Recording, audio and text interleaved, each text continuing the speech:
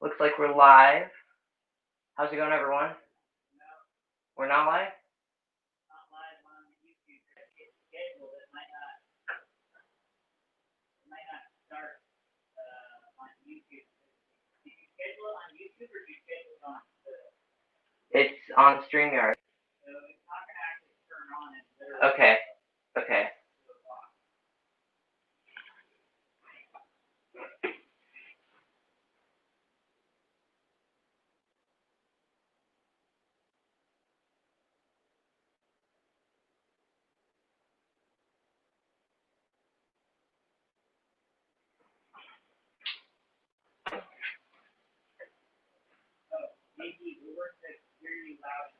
Oh, cool. Okay. Looks like we're live. Cool. Okay. What? Oh, there we go. Okay. I'm live? Okay, cool. Okay. Thought it was not live yet because it's scheduled for 2. Okay. Welcome, everyone, to the Virtual Craft Festival.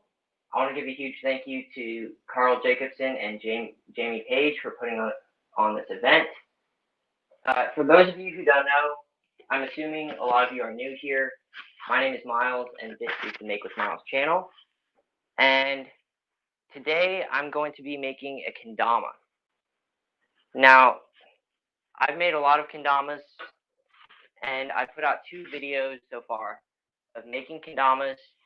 I'll show you guys the first one and the second one. This is the first kendama I made. It was quite the experience, and it's not the best kendama. So I decided to make another one. This one is a skateboard kendama, recycled skateboards, and this one is a lot better, but it's still not up to my standards. So I've been making a lot of kendamas since then, and today we're going to be making one like this. For those of you kendama nerds out there, this one is going to be the Sweets Boost shape. I assume a lot of you guys don't know what a kendama is. Basically, it is a Japanese skill toy, ball and cup skill toy. You've probably heard of it, and you probably just think it is a toy, but there's a whole culture, a whole kendama culture, and there's a lot of events where people compete. And I see some of you guys here, Caden Rice. Shout out to Caden Rice.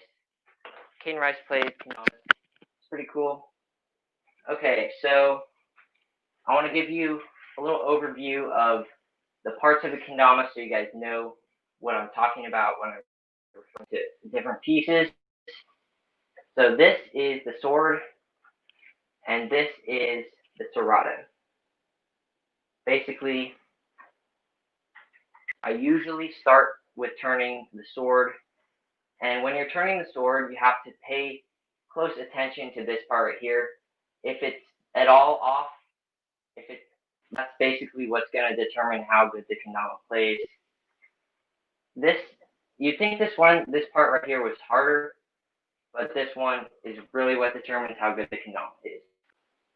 So, before I get started, I want to show you guys what the Spectraply Blank looks like. This is Spectraply, for those of you who don't know. It's basically dyed wood that's laminated together. So it looks very similar to a skateboard, but it's a lot easier because you don't have to process the skateboards and glue it up. I know some of you have probably seen that or done that yourself and experienced it. So the kendama I'm going to be making today has a hole in the base cup, and you might be wondering what that is. It's basically meant to make tricks where it's sitting like this. This is called lunar.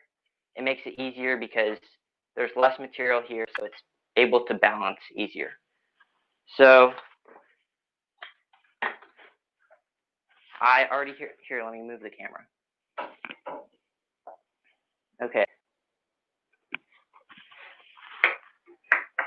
I've already rough turned the shape of the sword because I don't think you guys wanted to watch me do that. Okay, one sec. Before I start turning, I'll just show you some of the tricks you can do. You can, let's see. I'm not very good at kendama, but you can do tricks like that. You can juggle it. I don't want to play kendama for too long. I think we're past 2, so let's get started.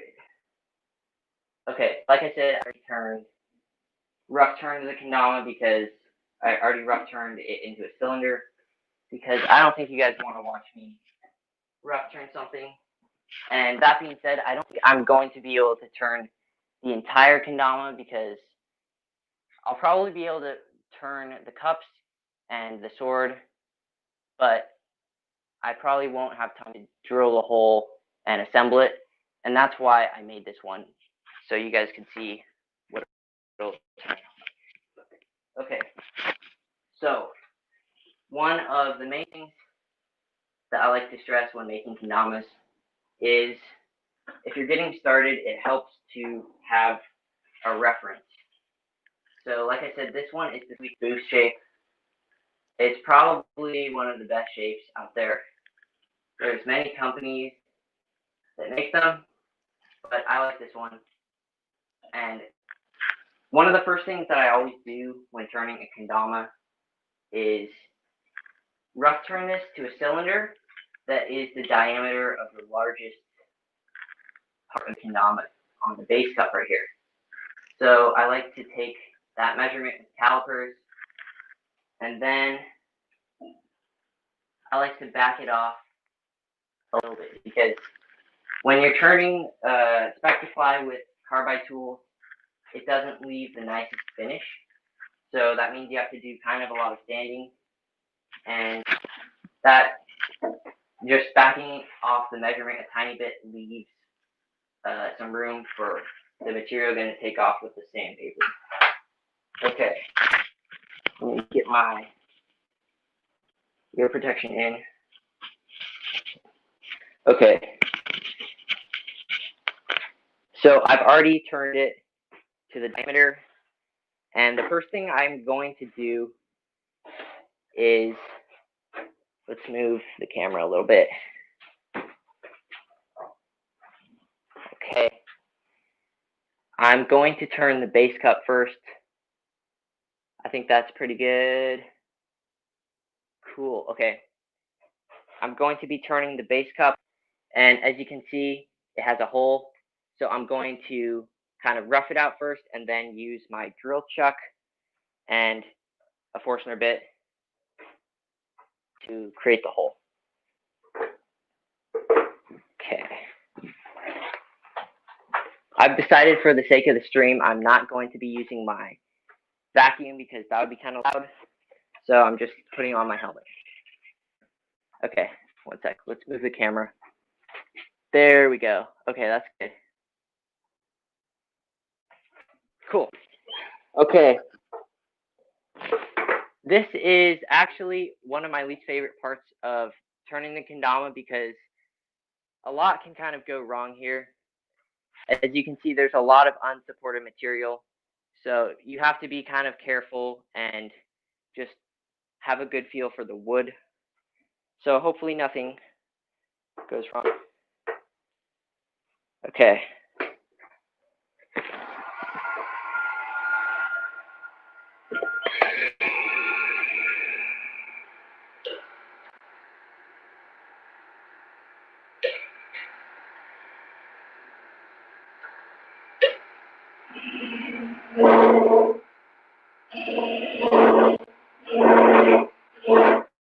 One sec, let me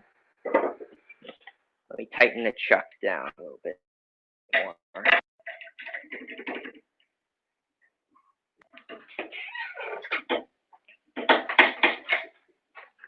For those of you who are wondering, I usually turn kendamas around 1,000 RPM, and then once once I've done the roughing, I'll turn the speed up a little bit. I'm definitely not an expert wood turner. That's just what works for me. Okay.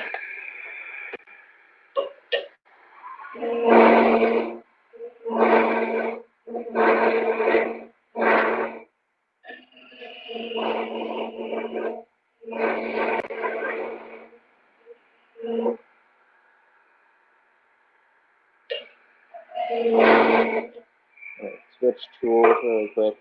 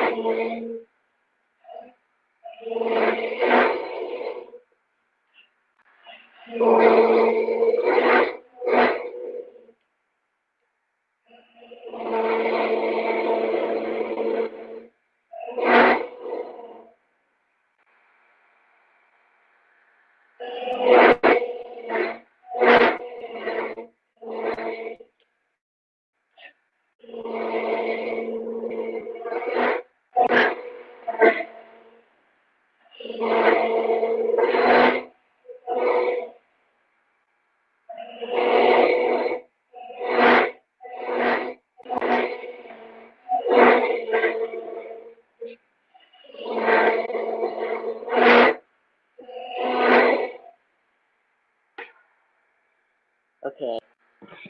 One thing when you're making kendamas is just stopping the lathe every few minutes and just checking to see how it compares to your one that you're modeling it after. Right here. Let's see. Usually when you're turning the base cup, I take a measurement of how deep it is, but with this one, since there's a hole, you can kind of just do it by feel. So I got to keep going a bit.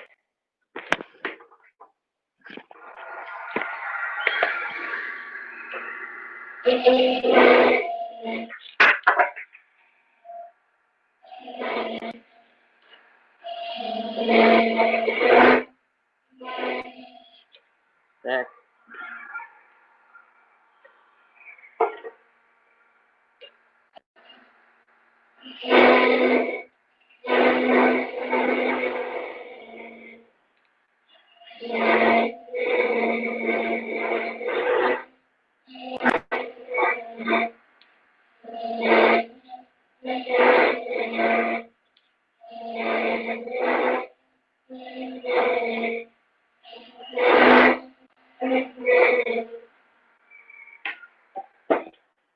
Okay.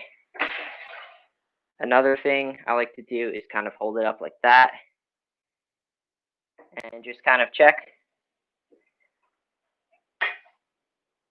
Okay, I have to go a little bit deeper and then we can drill the hole. Okay. Okay.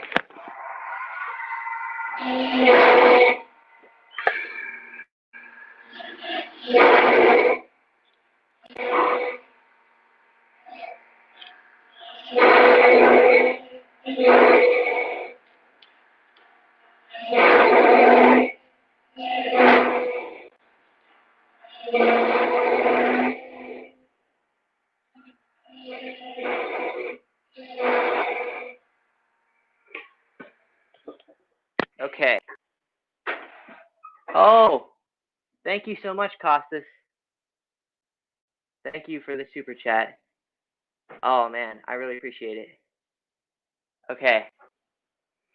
One thing, it's kind of hard for me to look at the chat just because I'm on my phone. So I'll try and answer any questions at the end. And if we don't get to those, you guys can put them in the comments and I'll try and answer them. Okay, so we have the base cup looks pretty good. So I'm going to move the camera so you guys can see the drill truck I'm going to use. Let's see. Okay, that's pretty good. So I'm using, I think it's a 1/2 inch, maybe 1/2 inch Forstner bit. It's really up to you, kind of personal preference. So need a better place to put this.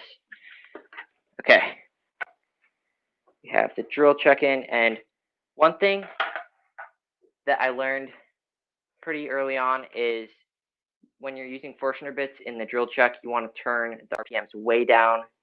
Otherwise, you're going to burn up the drill bit, and it's not good. So I don't know the proper speed, but I usually go around 400 RPMs. So maybe 500. I don't really know. I'm just trying to make it the same as the speed of my drill press. Okay. Lock in the tailstock. Okay, there we go. And you kind of want to go slow with this, just so you're not overheating the Forstner bit.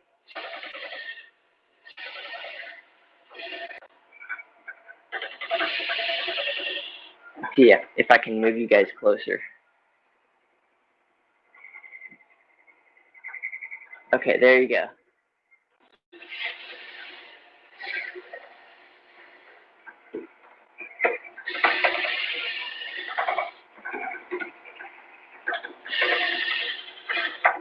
Okay. I'm going to take a look at this. Now this one, they have some sort of special bit that's tapered.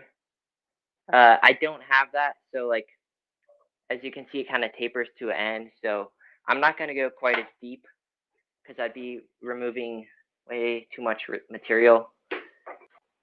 Yeah.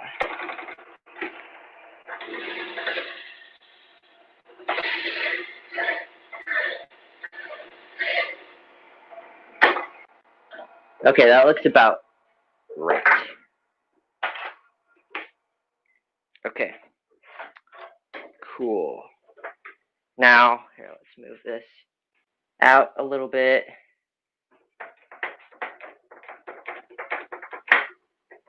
Okay, remove the drill chuck. And now I'm going to kind of ease over the edge from the hole. Now this is kind of personal preference also, but with the Sweets boost shape, it is kind of gradual slope. This is another part that you have to be really careful with. Okay. There we go.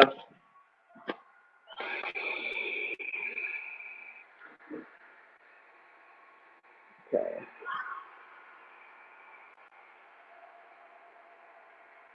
There we go. Okay. Raise up the screw just a little bit.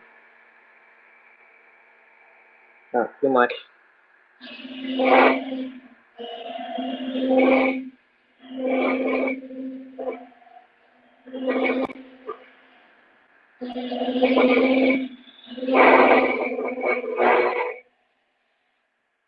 Okay. That is pretty good. I'm not going to go too aggressive of a slope, but that's pretty good. Okay. So let's move it back. There we go. So now I'm going to turn the outer dimensions of the Kendama sword right here. And for that, I don't want to just be turning with this unsupported material. So I have a tiny piece a tiny piece of wood right here, which is kind of an offcut, or a scrap from another turning that I did. And the reason I'm using that is so the live center doesn't dent the base cup. Okay. Cool. Okay.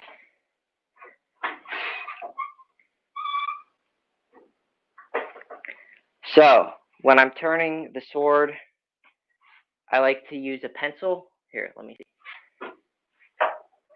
To mark the area of this ring and this one right here.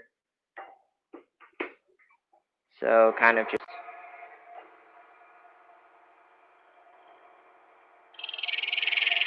that. And just the general area of this one. So that's pretty good. So now I am going to switch tools here and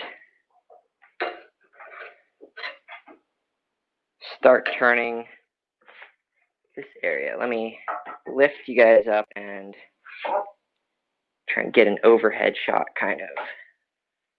There we go. That looks pretty good. Okay.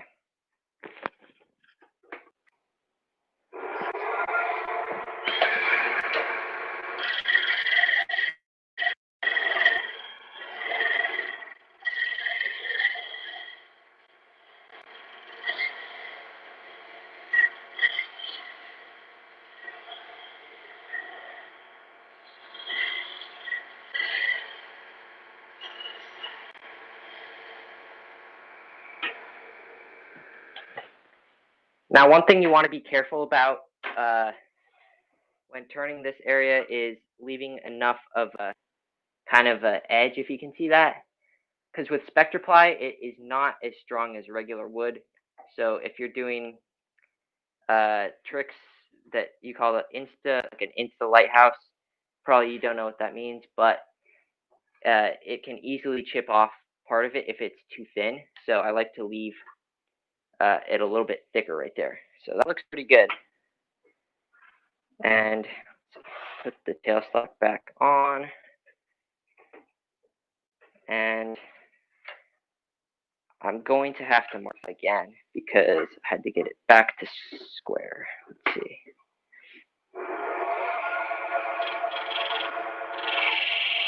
Right there. Okay.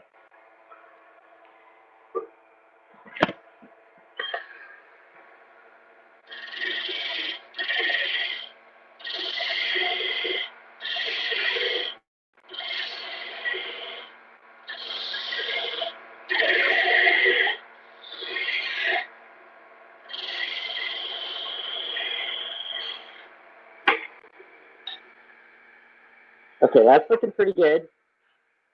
So now I need to grab my calipers. If I can find them. There we go.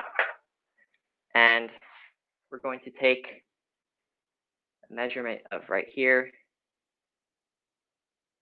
Okay. And like I said, just back it off a tiny bit so it's a little bit bigger. Now I'm going to turn this part right here.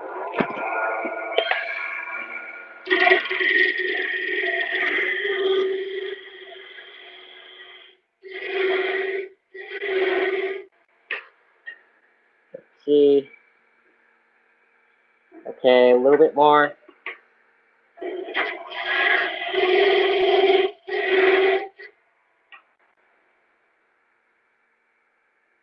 Almost.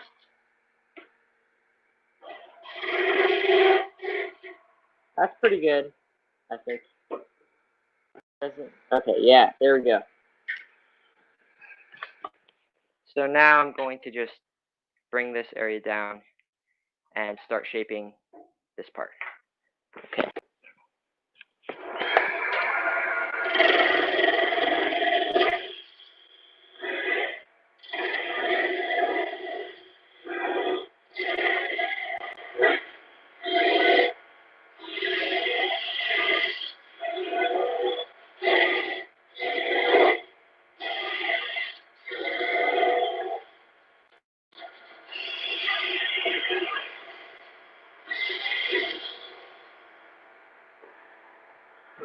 Okay, so now I can actually mark the precise location of this.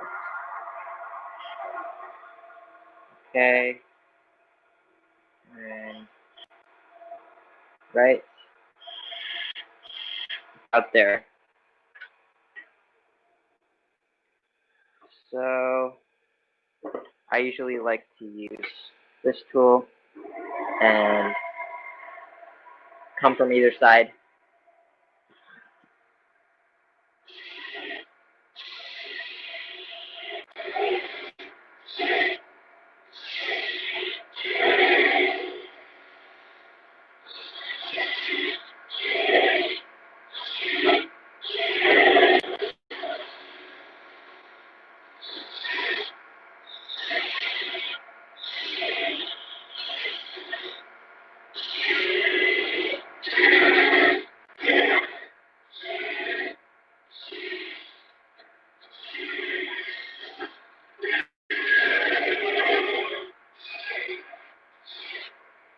Okay.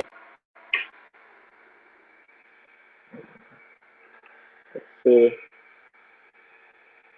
Pretty good. Now.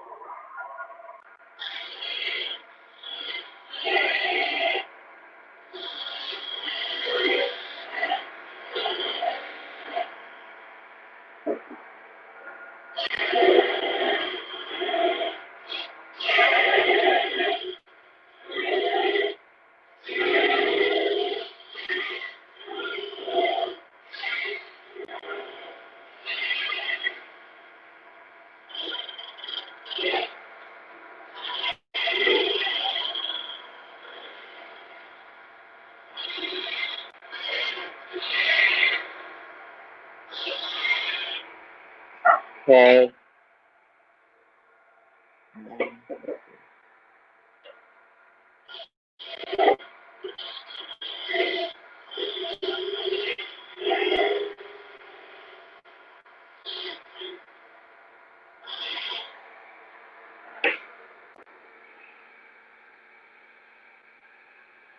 Okay. Need to keep kind of shaping this area to get it so it's more narrow right there. Okay.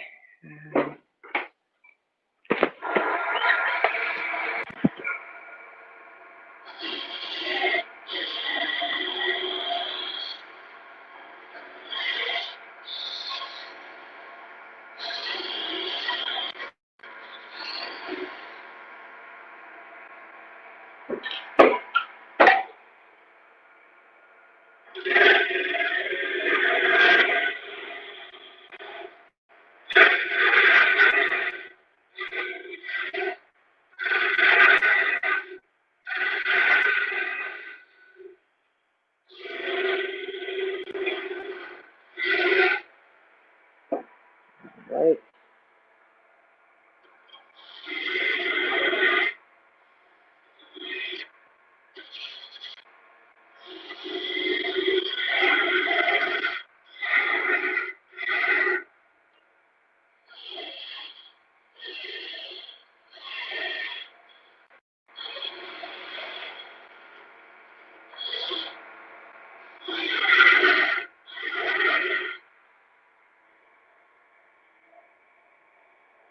Okay.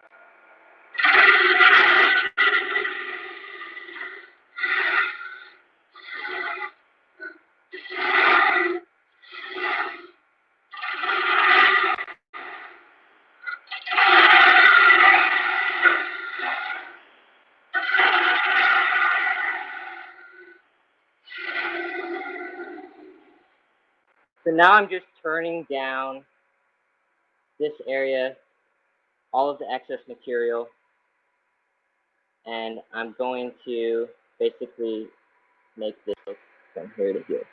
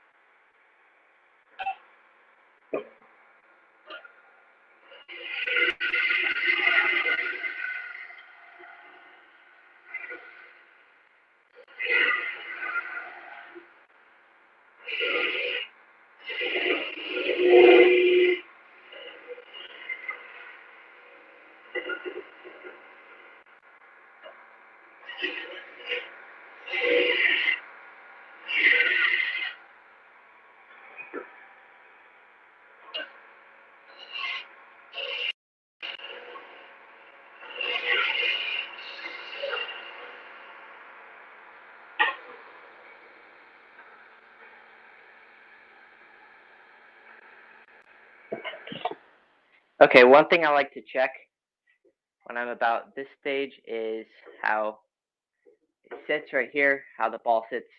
By the way, this is called the tama. That's the Japanese name for the ball. I don't usually make the balls because they take a long time. And let me show you how I usually do it. I would have 2 of these cups, one on the headstock and one on the tailstock.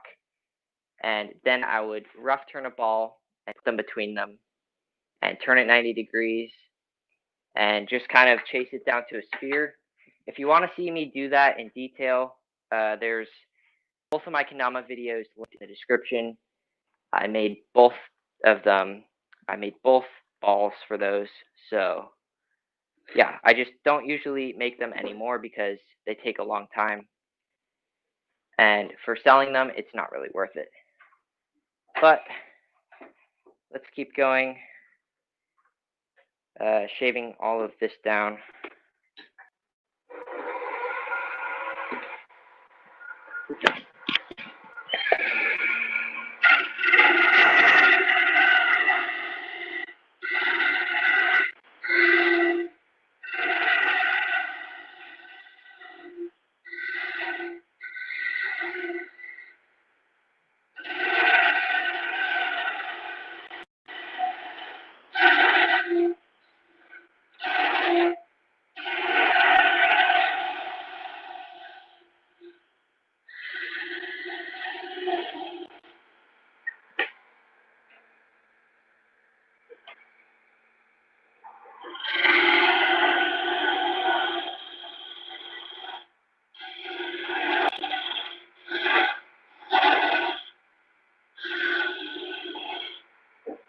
Okay, just kind of hold this up once in a while to see how I'm doing with the diameter right here, because you definitely don't want it to be too thick. That's what I did on this one, as you can see, kind of thick. That's my first kendama that I made. So this one has a pretty thin one, thin sword. So let's keep going, shaping this area.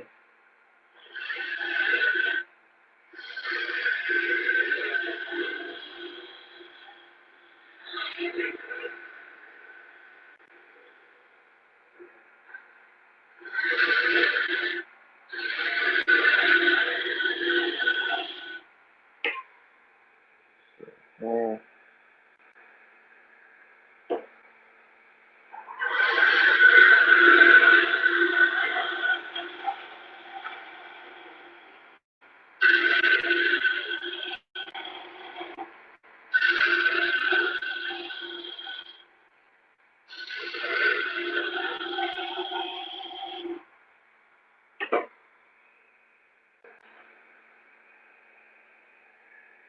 Okay, so now that we're at this point, I like to hold up the sword as a reference and kind of see how much material I have to take off. And then I take off maybe 1/4 of an inch more than that so that it's easy to part from the lathe.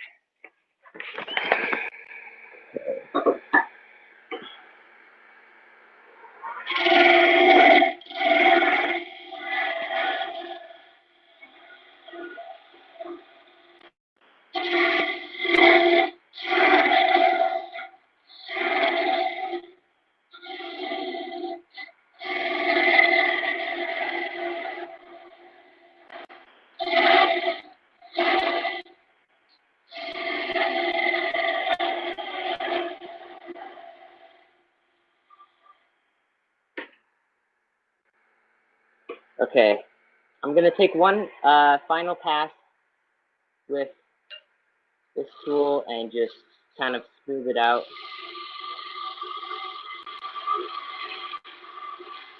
That way I have to do less sanding later.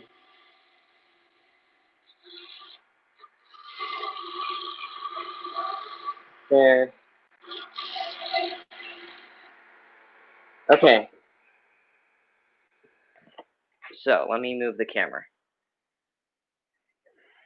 Okay.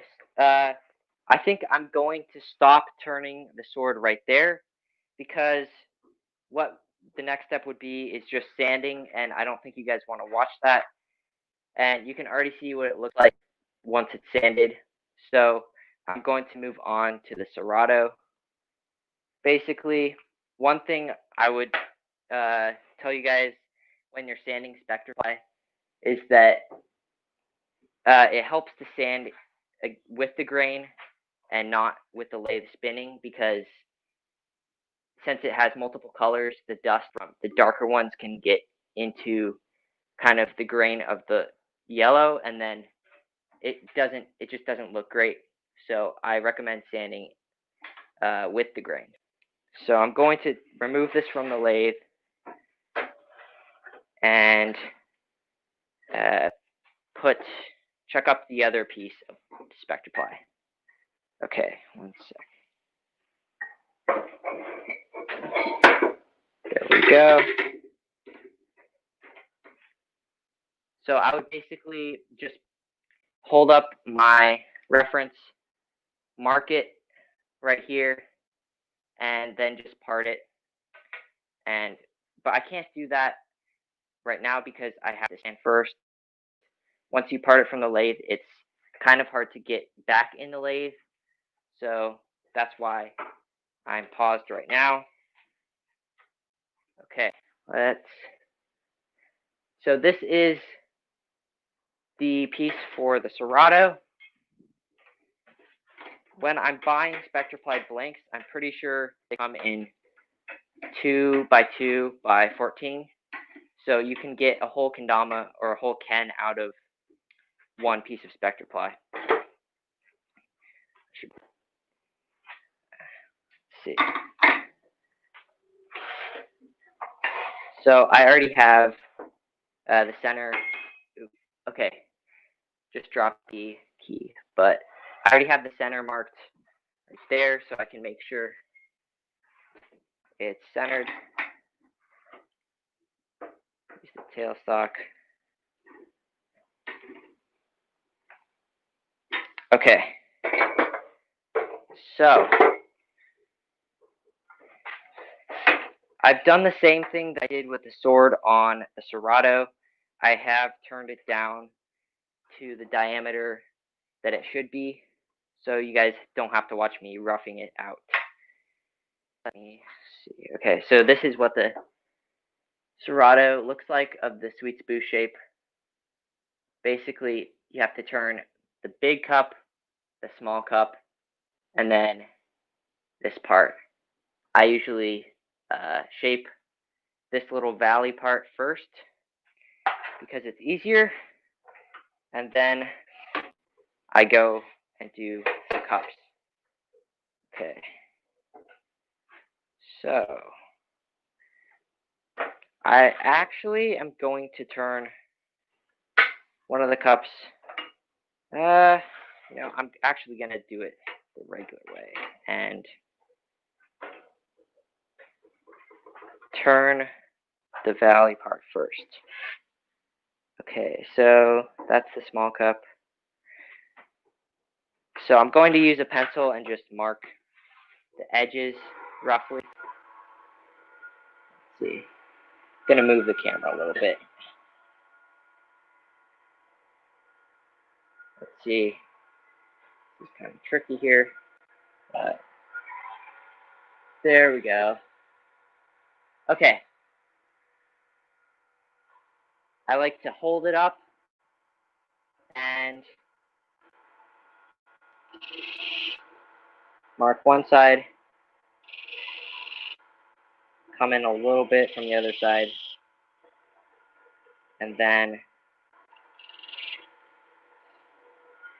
there we go. So now I can come in with this tool and just kind of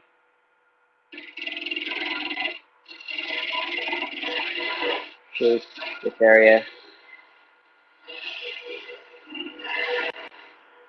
One thing I like to do is move the tailstock back and then hold up the small cup so that I can compare the size.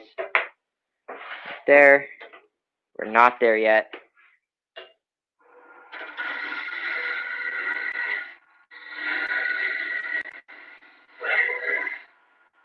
That is probably better.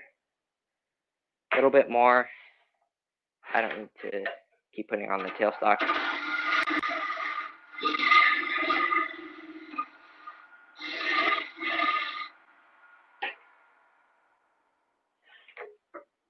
That's pretty good. Okay.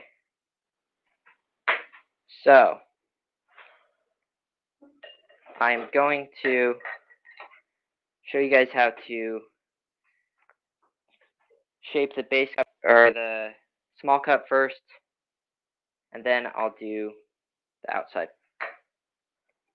So this is basically the same as turning the base cup of the sword.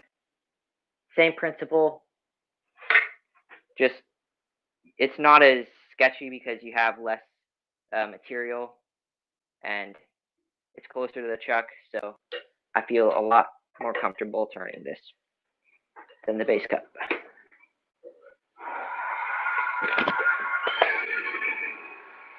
Let's move the camera a little bit. Okay. That's a pretty good view. Okay. Move it down a little bit.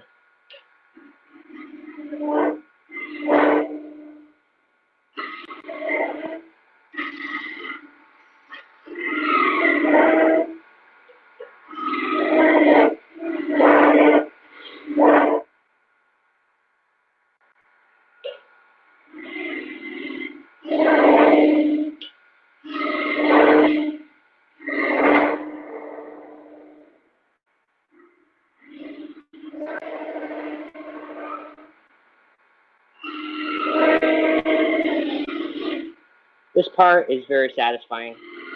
As you can see, the shavings flying off.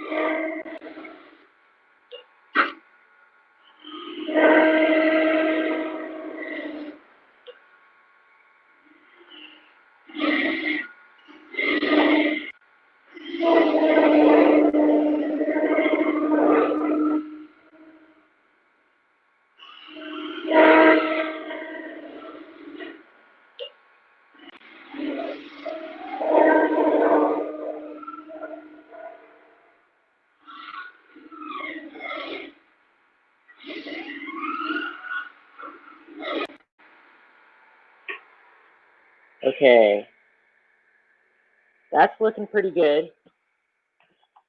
The same thing applies to this edge as with the base cup. You want to leave a good amount of material as that kind of edge so it doesn't break when you're playing.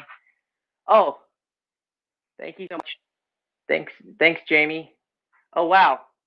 Rocket Man, you guys are awesome. Thank you so much. Okay. Is this a good view? I think I'm going to move it a little bit so you guys can see better. Okay. This is kind of tricky. I have like a magic arm with the phone mounted in it. Okay, there we go. There we go. Cool. So, what was I saying? Yeah, so I think it's pretty close. I just want to take a few more passes. Right here.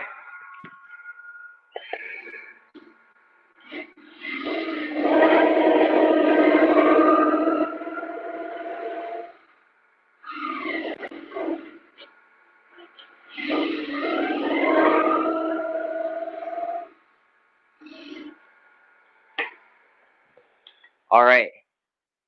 That is pretty good. I think we're done shaping the small cup.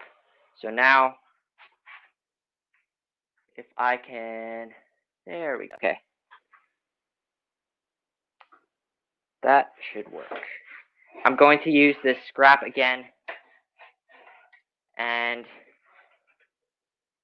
use the tailstock just to support it. I don't really think this is necessary, but it just gives me a bit more peace of mind when I'm turning, which is always good. Okay. So this part is probably one of my favorite parts, just shaping this little valley right here. Let me see. Okay. When you're doing the serrato, you want to, once you've turned the small cup or the big cup, you just come in a little bit and mark right here. There we go. And I'm not going to mark this one yet because I haven't turned it down to its proper diameter. So let's do that right now.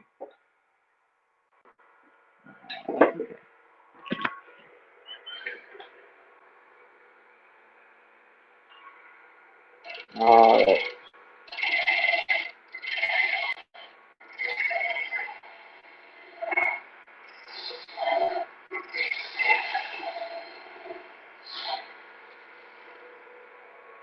Okay, so I can come back in again with the pencil and mark the outermost edge. And I like to shy a little bit to the left of the line so I don't run into issues with it being too narrow. But right now I'm just going to kind of define the edge.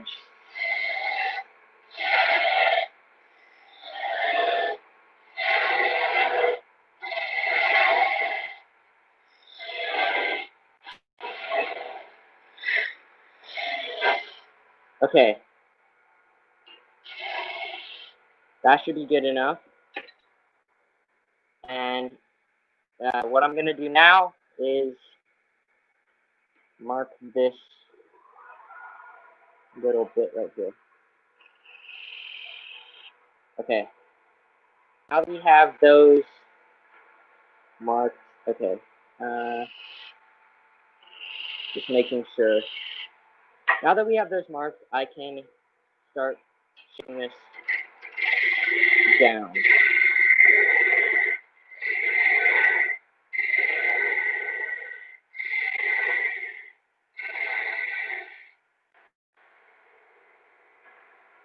There we go.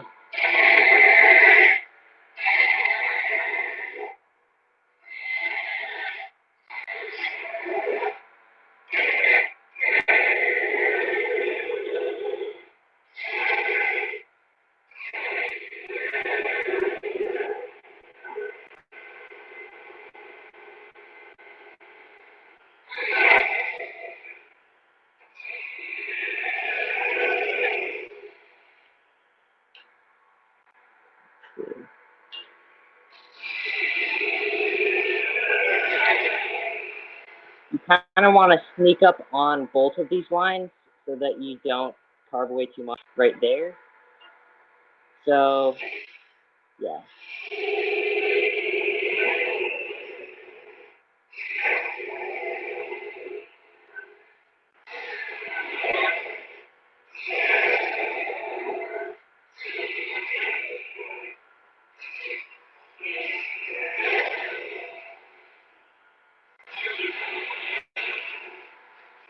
Okay. I should probably stop now and explain what I'm going to do next. I'm going to take my calipers and take the diameter of the center right here. And like I always say, just back it off a tiny bit. Okay. There we go. And now I can just be sure that this is the right diameter in the center.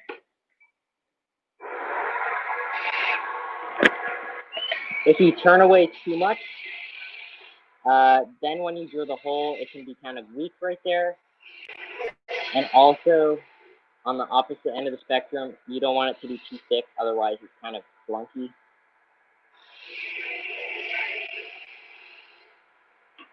So, keep going a little bit.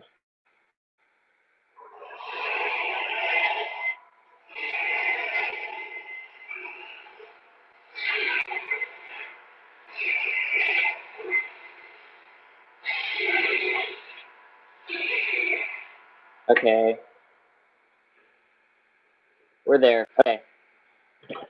Now, this is probably the most important part of, well, I've said this twice now, but this is like the second most important part of a kendama, is having the ball sit well right there. And as you can see, I don't know if you can see, it's not quite there yet. You want it to be you want this profile to be the same radius as the ball. So I am going to keep the ball right here and start shaping it a little bit more.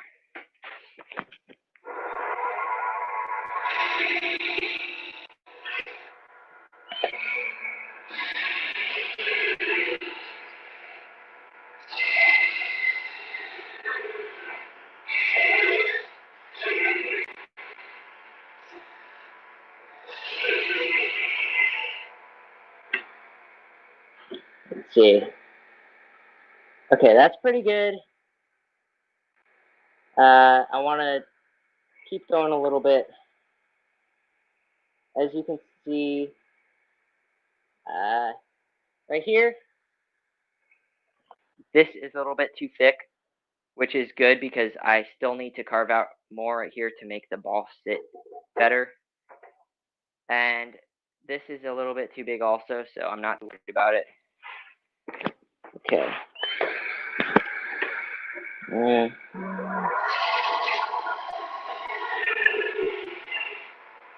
I can just hold this up a little bit. That's looking pretty good.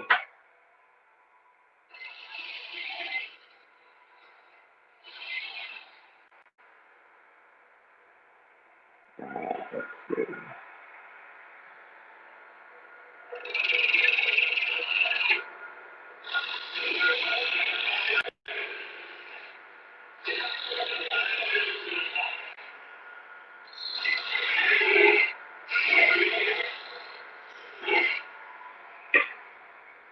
Okay. Oh, that's definitely looking better. Now I can kind of see right here. I need to take some more down because there's kind of a gap. Oh, Zac Higgins, thank you so much. Thank you so much. You guys are really awesome. Okay.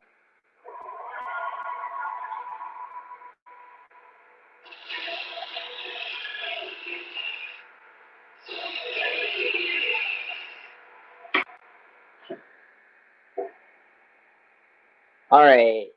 That is looking pretty good. I just need to turn some more down right there now.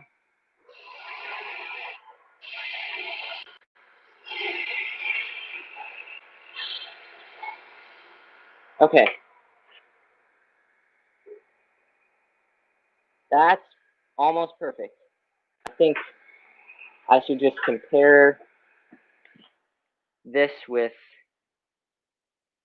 that. Oh, the other thing I forgot to mention With Spectraply, the dye kind of goes on your hands, which is, I haven't figured out a way to prevent that, but it's kind of annoying. But it's just something you have to deal with. So, let's see, what do I have to do? It's looking pretty good. I'm going to turn this down a tiny bit more.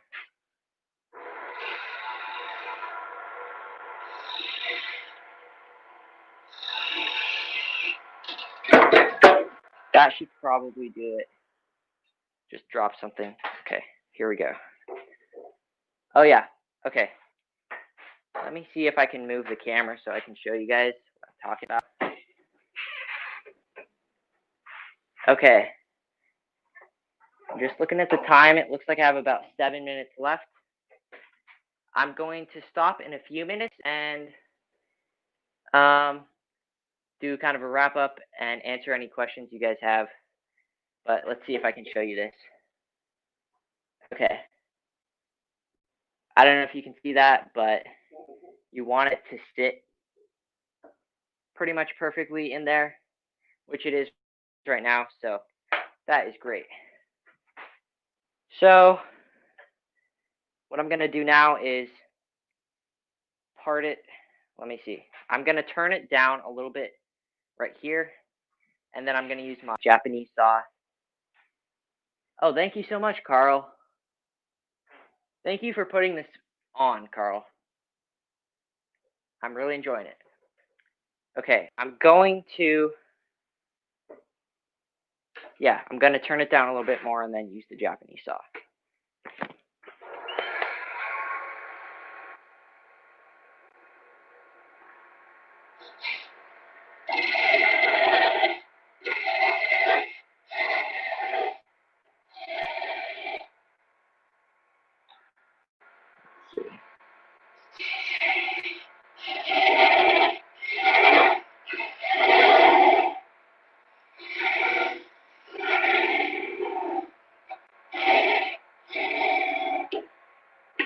Okay, that is probably the best, the most I'm going to get off with just turning. So let me go grab the Japanese saw. And then, should have brought this over here first, but it's all right. Okay, let me adjust the camera. Let's see. That's a pretty good, I don't know if that's a good view. It's good enough. So remove the tool rest, and then I can, there we go.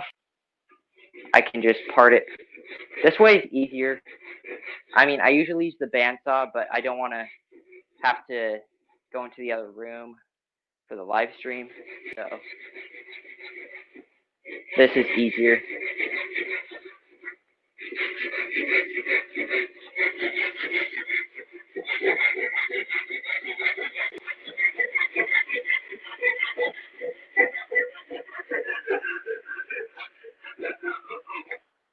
Okay, it looks like we have parted it. I'm going to, there we go. Okay, so you can see that is flat now. I don't know how much time do we have left? Okay, yeah.